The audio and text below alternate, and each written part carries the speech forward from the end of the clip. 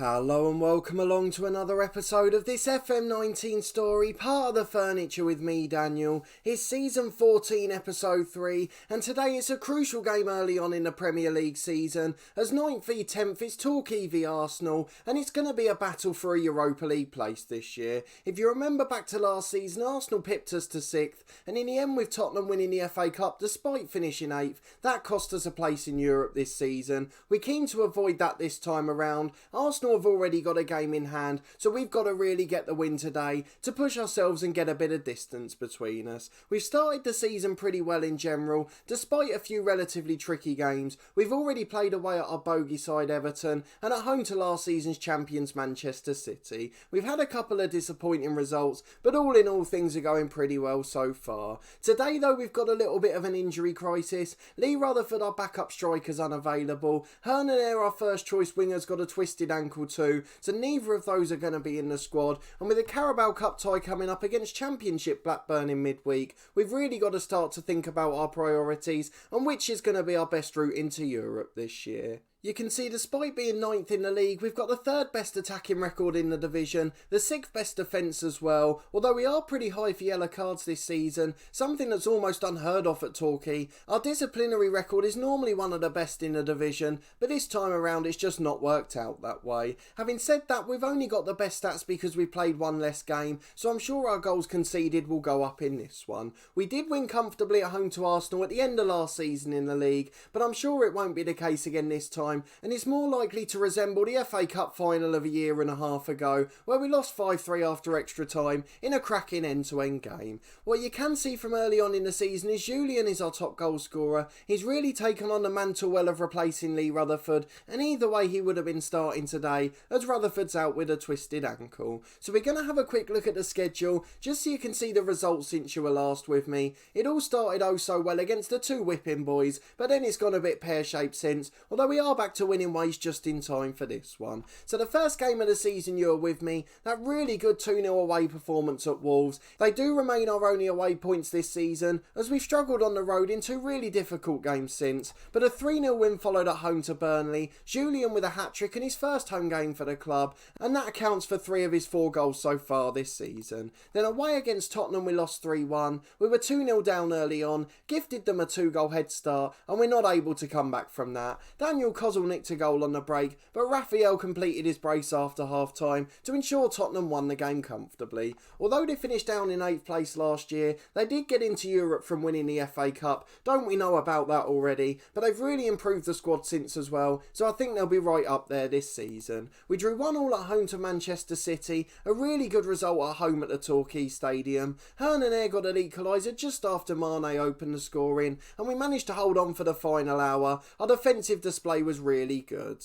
Then at home to Coventry, we won 3-1 in the Cup. It was 1-1 until the last 10 minutes. Omar came off the bench and got a goal. Hernan scored one as well. He started the game as we had an injury to Gonzalez after Goretzka had given us the lead in the first half. Then away to bogey side Everton, Julian got a goal for us in this one, but the Everton striker Willem got a brace either side of half time, and either side of Julian's goal in fact, and in the end Everton won it narrowly, although we did put up a pretty good fight. But then after the international break we're back to winning ways. We were 2-0 up against Newcastle courtesy of Lonergan, Irwin and Gonzalez, and then they got a red card at the start of stoppage time before Hernan added a 95th minute third. So everything's going pretty decently. Once we get to the end of this month and past Southampton on TV, we've got a relatively friendly October, and the first game in November should be a decent match. Watford were up there in the top half of us last year, but I want to go unbeaten in October and try and get at least 7 points out of the 9. If we can do that, we'll be up competing for Europe again. If we can't manage that, I think it's going to be a long old season in mid-table. If that's the case, we'll focus on the cups, but we've got to still be in the Carabao Cup at that stage. But enough about previous results, it's all about today. Everything else at the club is going pretty well. The dynamics are excellent, the lads are getting on well. Baccanes is still unhappy about not being able to join Chelsea. We thought I might have snapped out of it by now, but he's still in it at the moment, so we might have to wait another week or two until hopefully he will resolve his problems. The problem is again now he is wanted by Chelsea. It went away towards the end of August, but now it's come back and Tottenham and Everton have joined in too. So I think that's going to cause us some difficulty in January. unfortunately, but with 3.5 years remaining on his contract, if he does force his way out of the club in the end, we're going to get an absolute bounty for him. He's 21, worth £45 million.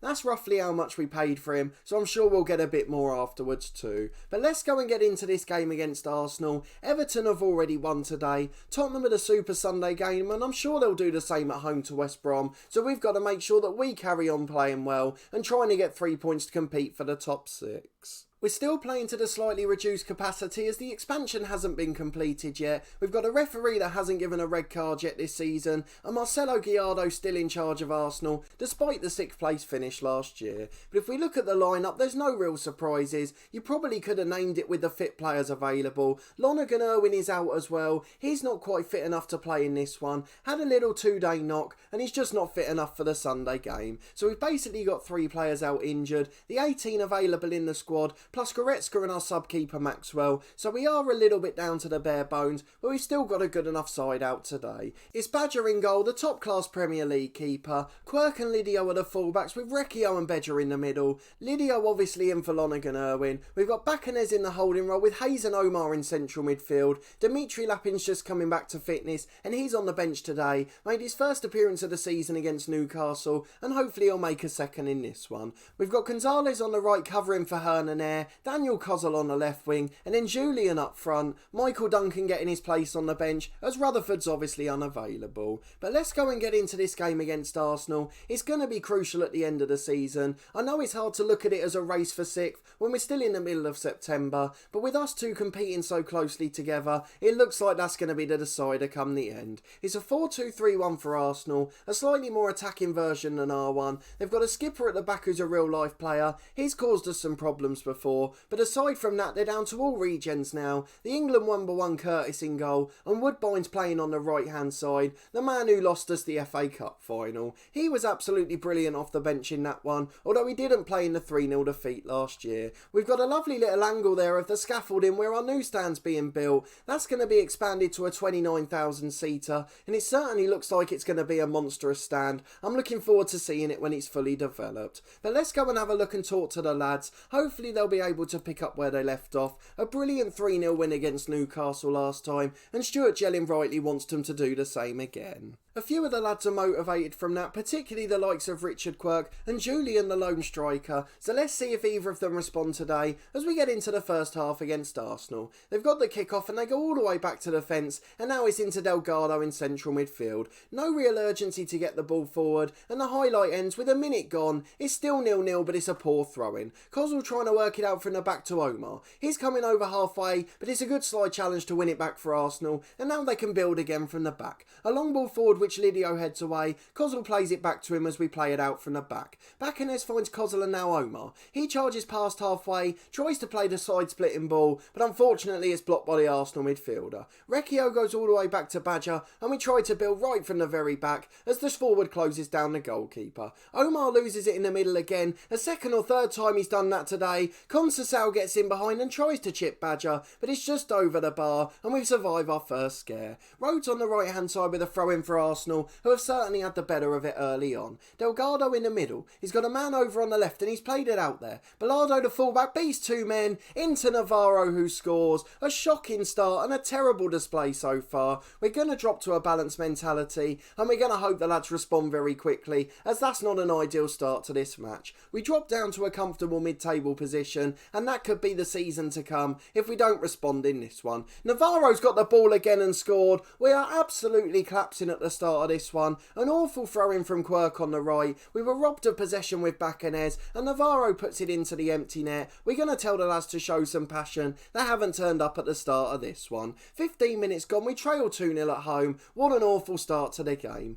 Omar with a free kick 25 yards out. Curling effort but it's straight at Curtis. He holds the ball comfortably and our first chance on camera in the match isn't a particularly worrying one. We've gone back to a positive mentality. We really need to get a goal, but it's Arsenal with another from a simple set piece. We haven't even made the change yet there with a mentality. Conceição delivers it from the left. Two players miss and slice their clearances, and it's just tapped into the empty net by the centre half as Omar puts another free kick wide. Half an hour gone with 3-0 down, and this has turned into an absolute nightmare. We'd been in decent form and won the games we'd expected, but we're not even close to competing today. 10 minutes to the break, it's Omar with a corner from the left. Lidio loses out in the air and it's cleared long. Look at Richard Quirk, he's having an awful game there. And Arsenal have got a man over on that side again. Cross into the box, he shoots just wide. This is absolutely terrible. I can't remember the last time we played this badly. Probably that 5-1 defeat to Liverpool. At home on the starting day of last season, I think. But over a year since a game this bad.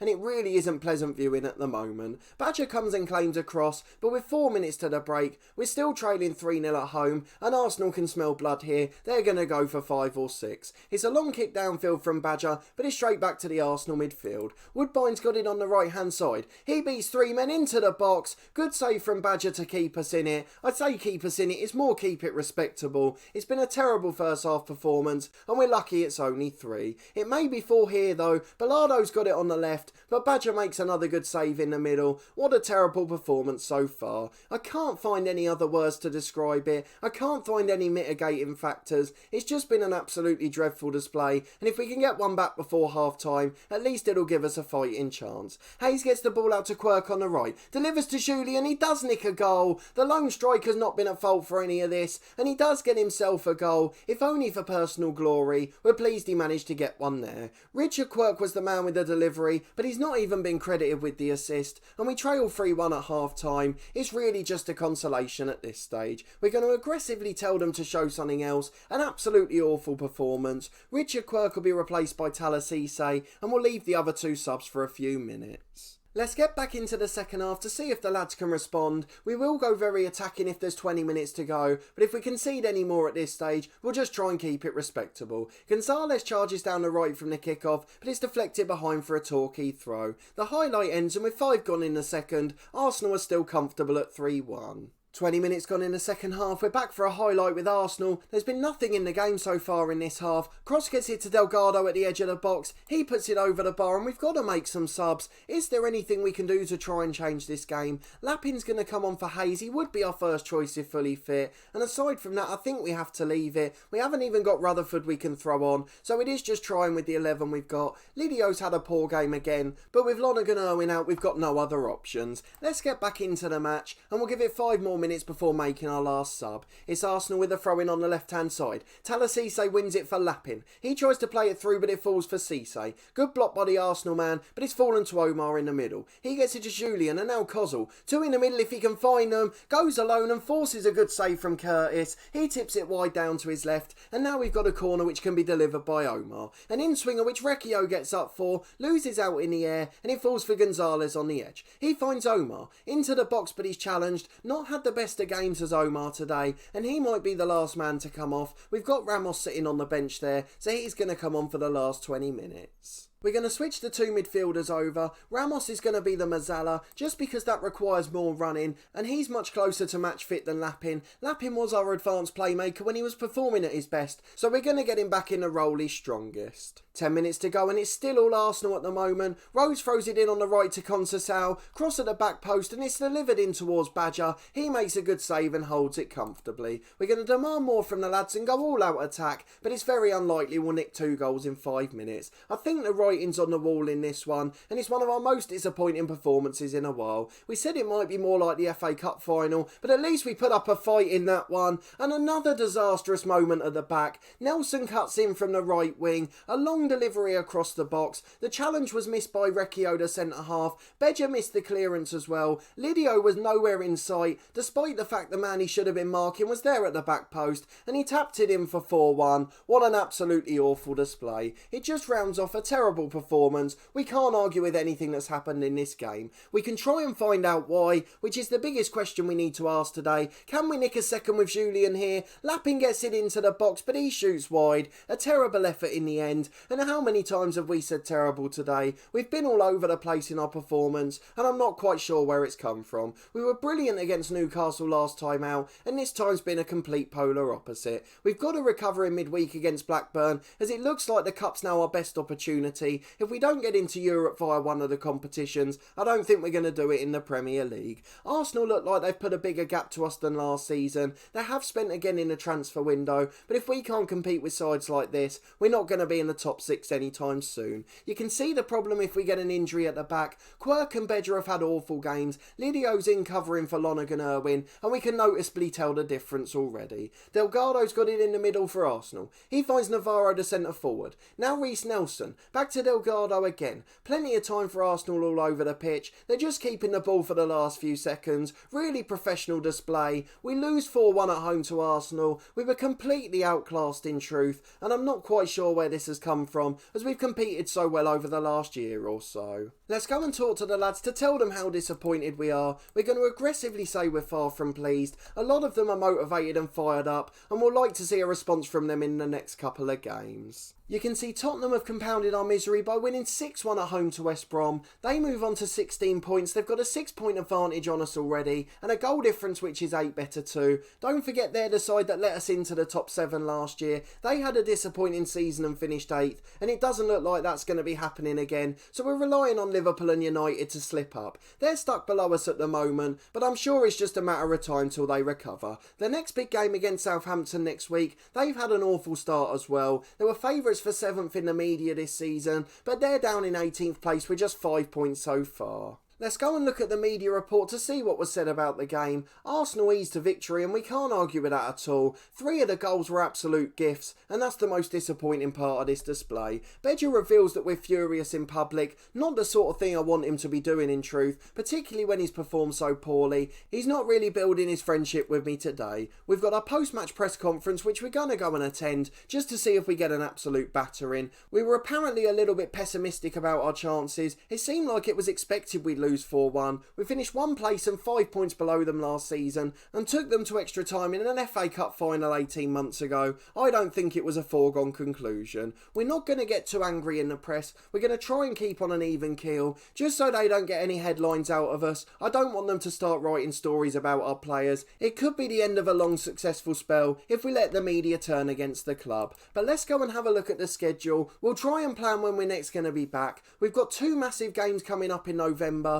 Manchester United before the international break and Liverpool coming up just after it. They're the 2 we've mentioned that are underperforming this year. Liverpool have got a game in hand, and it looks like they're going to be close to us if they win that. So I think that's going to be the one we come back for. We didn't do particularly well at home against Arsenal, so we might as well have a go on the road next time. If we look at the slight silver lining, Julian's the top scorer in the league now, and we've got Fabian Palacios with 2 Player of the Match awards. Although he's been playing on loan at Burnley, that's a good sign for us in the future. And Badger's got the 3rd most clean sheets in the league, another good sign this early on. We had looked really solid at home up until today, so I'm not sure where this performance has come from, but we will try and bounce back as quickly as possible, and hopefully we'll be in full flow again by the next one. Fabian Palacios is doing brilliantly at Burnley, so good luck to him for the rest of the season, and hopefully he'll be able to be our first choice centre half next year. You can see today that we certainly need an improvement. Let's finish on the home screen just as we started to see how our stats have been affected today. We're still the 3rd top scorers in the league, as we did manage to get another goal against Arsenal, but our conceded rate falls to the 14th best as we let in 4 and we've conceded 10 in 7 now. We're back amongst the relegation pack for that stat. It's a shame Richard Quirk had an awful game today. I'm trying to focus on the positives such as Omar, who didn't have the best game but is still improving rapidly.